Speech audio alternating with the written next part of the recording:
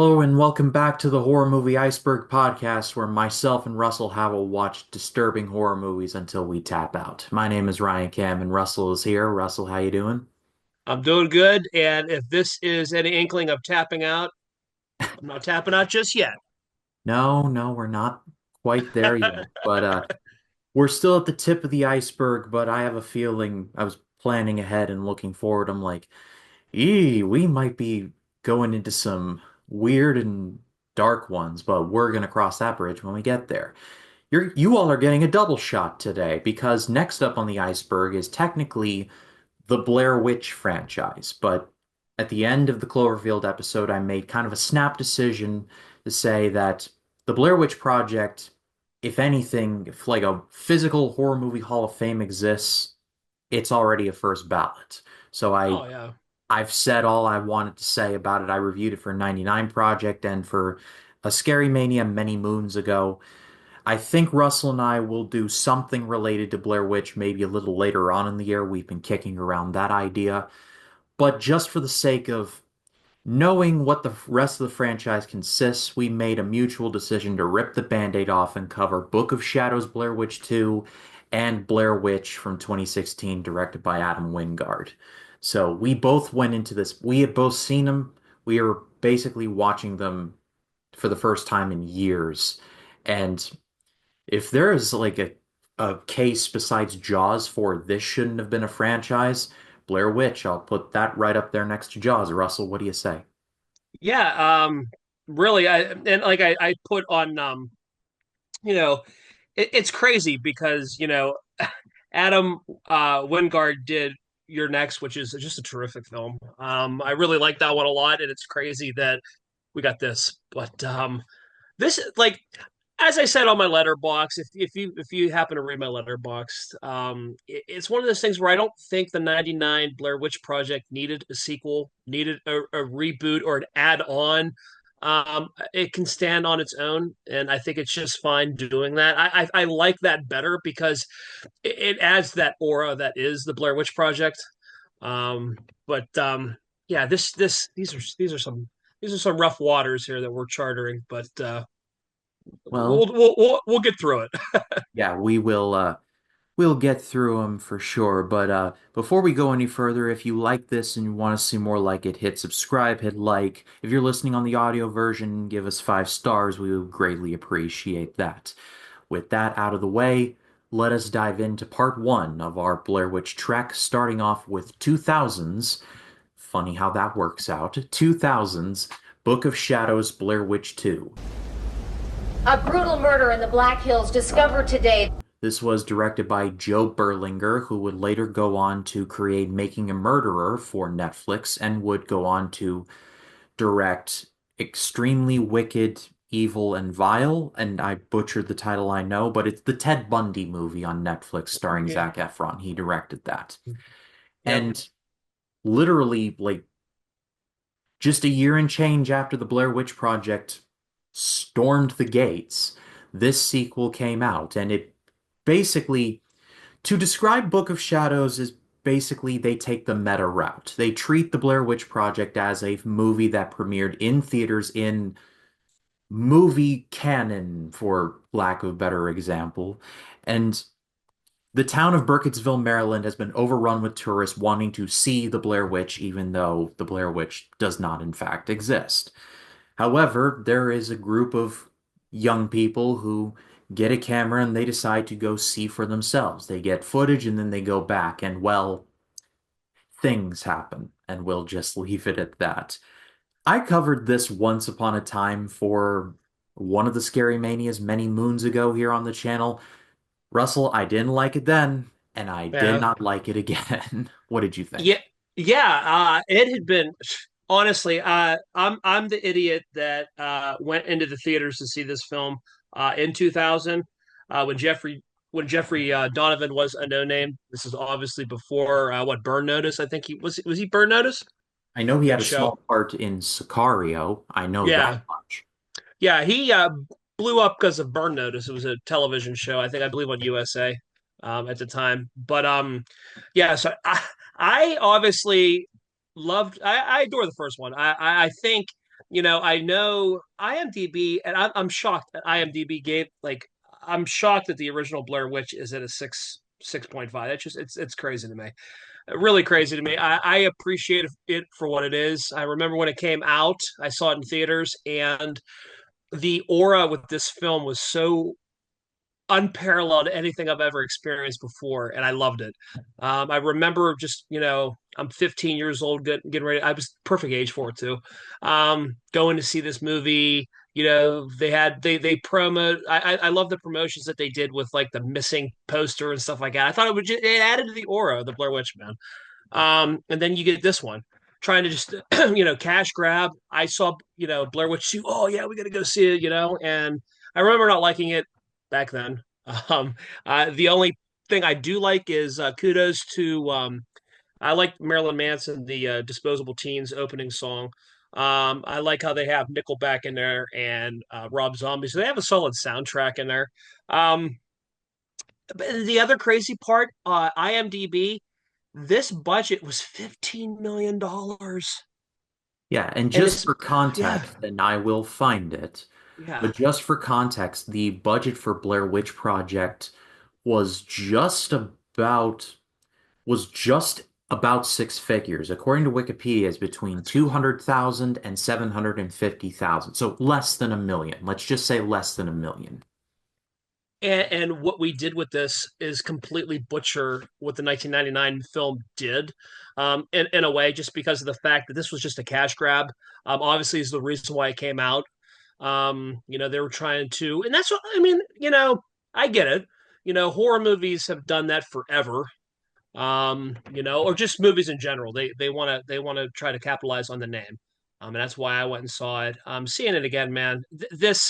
The story just is it's flat. And like I messaged you, I was texting you during it. It reminded me of a cheesy Stephen King film, direct to TV. Only, I mean, obviously you'd have to edit some of the stuff out on this one. Or like a episode of like Are You Afraid of the Dark?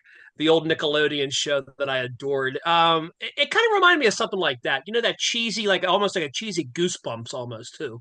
Um, this movie just didn't do it for me. I just the acting was bad.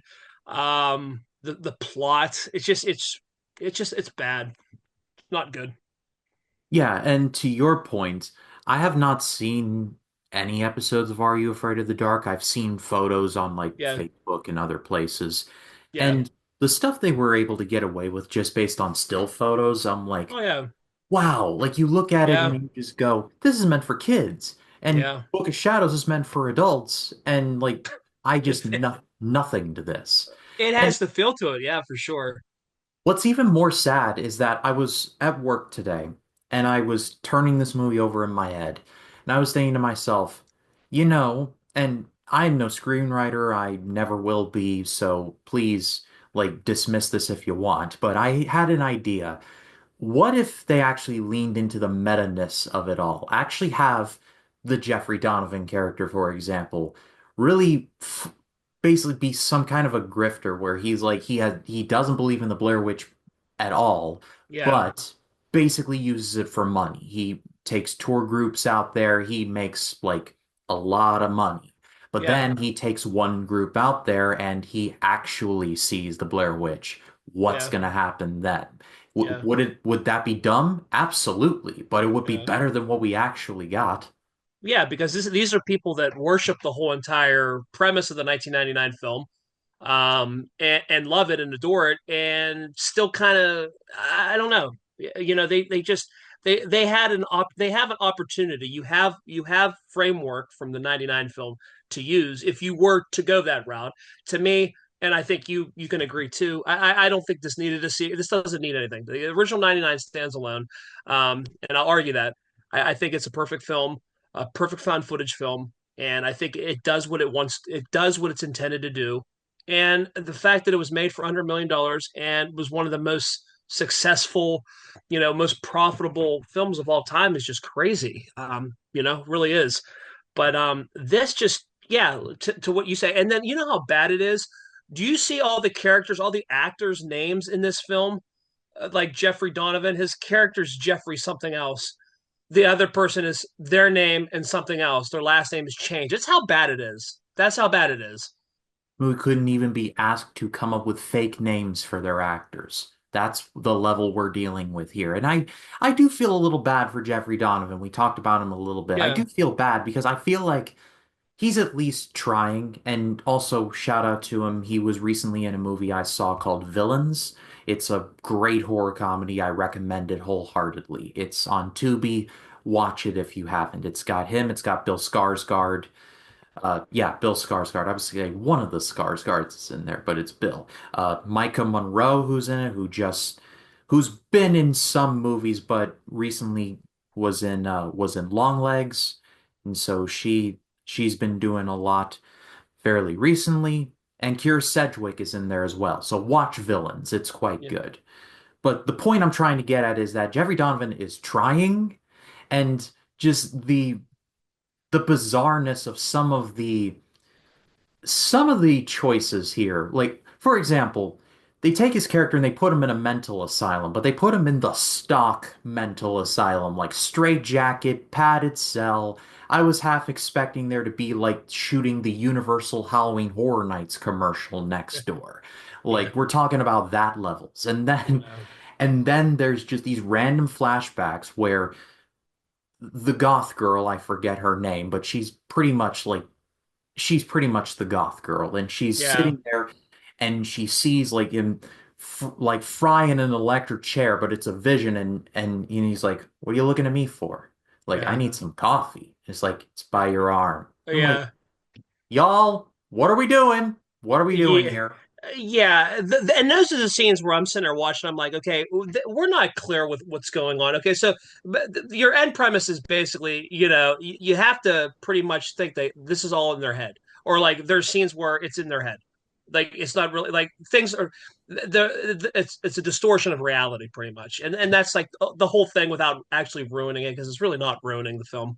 You had 25 years to watch it anyway, but hopefully we can save you that time. Hmm. But to me, it's just like I feel like this movie doesn't know where it wants to go. And by the time that the film does, the hour and 20 minutes actually does take a while to get there because we really, and this is Jeffrey Donovan when he was younger. So, I mean, I get it. He was an actor just trying to, kudos to him. He was able to attach his name to the Book of Shadow, the sequel to the Blair Witch Project, which was, you know, one of the big movies of '99. You know what I'm saying? So obviously, I get that.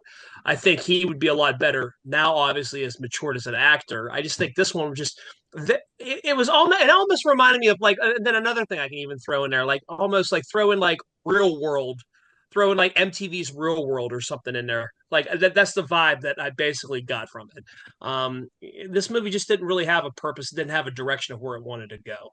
I think it just used that lore that made the '99 film so successful and just kind of crapped all over it. There's so many different routes that this film could have went, and they under it was so underutilized.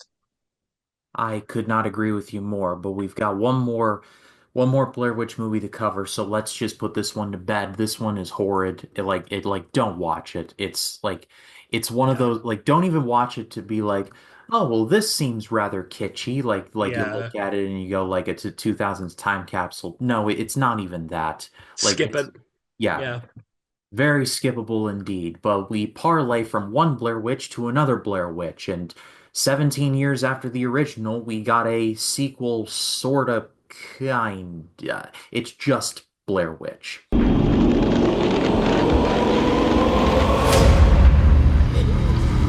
yeah. This was directed by Adam Wingard, who is currently one of the main creative forces behind Warner Brothers' MonsterVerse. He directed Godzilla vs. Kong and Godzilla vs. Kong New Empire, but he's done a lot of things in the horror world, including The Guest. He's directed segments for VHS 1 and 2. He directed Your Next, which is a severely underrated cabin in the woods kind of thriller. I recommend that one wholeheartedly. 100%. And it starred James Allen McCunn, Callie Hernandez, and others. And this kind of acknowledges the original. The basic premise is that there's a young person who is related to Heather Donahue, who was one of the original people that disappeared in the first Blair Witch. And so Yeah, they basically say, okay, I've seen this footage. I think Heather is still out there. I'm gonna find her. And well, that goes about as well as you might expect. This is the first Blair Witch movie I ever saw because I had just gotten into horror movies by that point, and I was just Oh like, all right, man, I just want to yeah, see everything. And so I got you. I chose this one because like Blair Witch Project, Blair Witch. I mean, going into it totally blind, it was kind of wild, but this is better than Book of Shadows, Russell, but Oh yeah, that's a very low bar to climb over. The rest of the movie is just kind of there, really. It checks all the boxes. It's found footage, which Book of Shadows was not. It's in a forest, which I mean, that's basic stuff. They yeah. get the found footage parts of it right, and there are some elements that I personally liked, but this is like we were talking about, Blair Witch did not need a sequel, and while this one was okay, I feel like the fact that this was disguised by the studio as a movie called The Woods was way more interesting than anything that happened here. I completely agree, and it was funny because on my letterbox, it's funny that I legit I went out on a spiel here. I'll read just a quick little thing. My reviews really aren't very long. I gave this movie 2 stars, but I said the thing is we didn't need a follow-up story. That's where I feel like this movie could have been its own thing. Brothers looking for sister that is believed to have been missing in woods. Do what you will with the plot. So many other potentials. Slapping the Blair Witch was obviously just kind of like what Book of Shadows did, like we had said, just a way to make money. This movie still made money. Budgeted at 5 million, made 45. But to me, I think we could have done this completely different and detached it from the Blair Witch. I think finding Heather Donahue, oh, that's my sister. I think that's my sister. You think you're not 100% sure. You kind of already know the urban legends behind the Blair Witch. Why would you even chance it to want to go out there to try to find your sister who's been gone for a year? What like time frame is this? Like what 15? This is like what 17 years post. Well, 17 years post, or the in the movie, movie I think it's the movie technically takes place in 2014, so it okay. would be So 15. Yeah. So, I mean, what are we doing? Do you know what I mean? I think we could have made this, we could have, like, kind of what you said, kind of echo that. It was funny that you mentioned that because I had that in my letterbox review. I just think that we could have made this completely its own thing and detached it from the Blair Witch franchise. And it didn't need to be a franchise to begin with. What's Um, what's yeah, interesting, and it's a good chance that people listening or watching this will not know what this movie is, but I've always known what this movie was because I just know what it is. There's this yeah. movie that was released in 2016, same year as this one, called The Forest. It Oh, yeah. starred Natalie Dormer, and it Yep. was about a young woman who learns that her sister went to the So, Aiko Forest, which is known as the Suicide Forest in Japan. yeah. Japan, I was going to say, yeah, I saw that. Yeah. And Yeah. so she goes there to see if she can find her sister. And of course, spooky things happen. Somehow that Yeah. movie is somehow more original, and I can remember more stuff about that than I did about this Blair Witch film. Like, take with that whatever you Yeah. want, but I mean, it's Yeah. entirely possible, like you were talking about, to do something with this. I just Yeah. feel like we were just in the very beginning of that phase where anything mildly original, you gotta slap a brand name on it, which I And don't, yeah. I'm not a particularly huge fan of the Knives Out films, but when Ryan Johnson talked about how he so desperately didn't want to put a Knives Out mystery underneath Glass Onion because it was like a branding thing. I felt Yeah. for him in that moment because it was in Yeah. that time where, like, if people didn't recognize it, they wouldn't see it. Yeah, and that's the thing, and I guess, but I mean, we saw the forest, and it's completely its own thing. So, I mean, do what you want with that. Um, no, like I said, Adam Wingard does a good job here setting the atmosphere up, though. I will give kudos to that. It's very when you're in the darkness, you get that feeling of like claustrophobic. with the because you're only and then your line of sight is only what you see through the camera. So when you're like when you don't have a whole lot of sight like near the end there, I think that's great. I think his camera usage there, I think that whole entire thing works well. It's scary.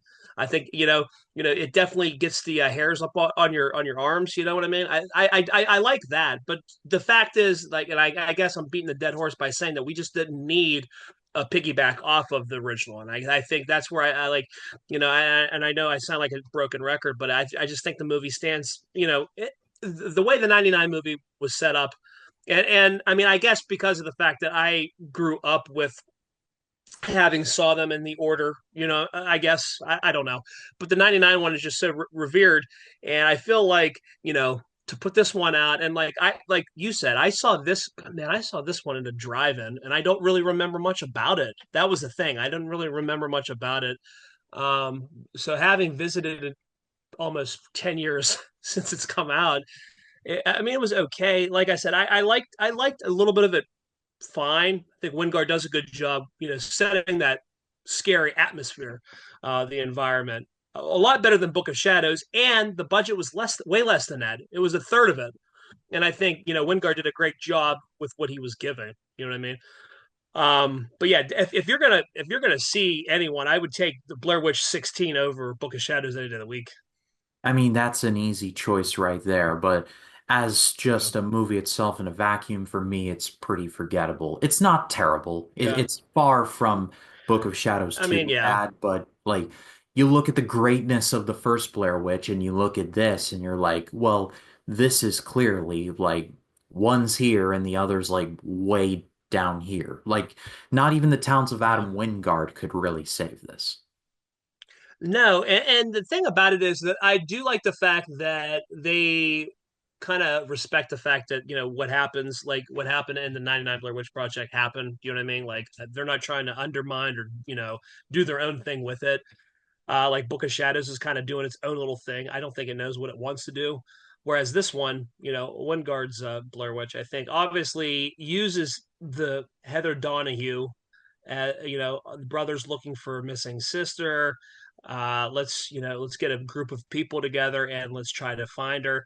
But my thing is, kind of what it's referenced in the movie. Those woods are so vast and so big anyway. Like you don't have enough people to clear all that. You know what I mean? It's kind of crazy that you would try to be taking that on.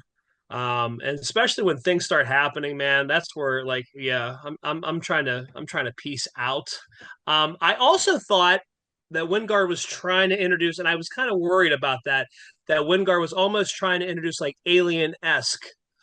I felt like introduce kind of like an alien entity, just with the one girl whose foot get like the whole foot incident with like it gets infected or whatever. And if you pause near the end of the movie too, like I was kind of worried about that too. I kind of just don't want to see anything. Do you know what I mean? I kind of want to. I would rather. I would respect the movie more if it just didn't show anything. Yeah, I couldn't agree with But you more. And it's yeah, ironic in in another movie he directed a segment of yeah, in the form of VHS. That set movie has a segment in the Woods, directed by the original Blair Witch directors, Daniel Myrick and Eduardo Sanchez, that's somehow nice. scarier than this, which is also just like we're doing like Six Shades of Kevin Bacon right now, like connecting Yeah, various Forest movies to be like, this Forest movie is scarier yeah, than this. This Forest yeah. movie is scarier than this. Yeah, we just have forest theme horror films. Yeah, but I mean, I get it though. Like, I don't know when and I'm glad that you were in the camp of like really loving the first Blair, the '99 Blair Witch, because if not, I don't think that these movies, I don't think you would get the same out of it if you didn't revere the first one as much as you do. And I'm glad you do, just because like if you didn't like the first one, then you would be like you wouldn't really care about the Book of Shadows or Blair Witch 16. So that I think that's you don't have really anything in the game at that point. So it's like, you know what I mean?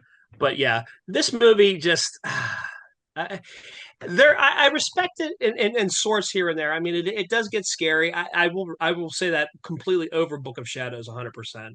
There's definitely thought there, but I just again, I'm just so thought like I'm just like, yeah, we don't need a sequel. We don't need like anything piggybacking off the OG. Yeah, one more note before we close things out is that the Blair Witch Project did not invent found footage horror. That was stuff like Legend of Yeah, Boggy Creek, The Last Broadcast, which came out a year before Blair Witch Project, which is not as good but still pretty effective. I recommend Last yeah, Broadcast to anyone that hasn't seen it. It is like it's pretty chilling, but I have a whole Scary Mania review up here on the channel if you'd like more information on that. Point is that Blair Witch Project did not invent found footage horror, but it pretty much set the template, I guess. Or not the template, yeah. but it walked so like VHS and others could run pretty much. Yeah, I mean, I think it definitely was it was the forerunner to what would become a genre of its own, and I think because it would catapult itself into that because of the fact that the success of the film bringing eyes to found footage, and I think that really helped it. But there's some bangers out there that are found footage films, so I'm looking forward to some of the ones that we're going to talk about. There's some that are really really good that I really enjoy. So again, but it gave itself its own genre because of the Blair Witch Project. So yeah. I pass it off to all of you watching or listening. What did you think of Book of Shadows or Blair Witch 2016? Let us know in the comments. We would love to read what you have to say. And Russell, it's a privilege to do this with you every Friday in various forms, but tell the people where they can find you. Yeah, I've been dormant, notorious by chance. I've been trying to watch The Brutalist. Okay, that's basically what I've been trying to do. I have not done it because the running time is freaking me out. I don't want to commit that long. I'm like this movie's going to be boring at parts. I'm like, I'm just gonna, yeah, whatever. Anyway, we're doing top 20 performances of 2024. We're doing that, and we're also doing our top 10 films of 2024. And then also, we already put a poll up for the late David Lynch. We're going to look at his masterpiece that is Mulholland Drive. So we'll be getting back into the swing of things of putting polls up for our listeners to vote on their favorite of the five films that we usually check. And that's really it. And then YouTube, obviously, notorious by chance. Yeah, those links will be in the description below. Go give them a subscribe over there. Brutalist is 3.5 hours, so like It's just, yeah. that's a lot. Like even for me, like that's a lot. Yeah. But I feel next like up, I'm running from it. I'm like, I gotta see this though before the Oscars. So I'm like, I gotta rip the band-aid off. well, give them a subscribe. They do deserve it over there. And as far as horror movie Iceberg goes, next up in a couple weeks' time, we will be taking a look at another found footage film. However, this one is one that I really love and defend as better than you remember. It is 2012's Chronicle. But for Russell, my name is Ryan Cam. We will see you all in the next one. Take care.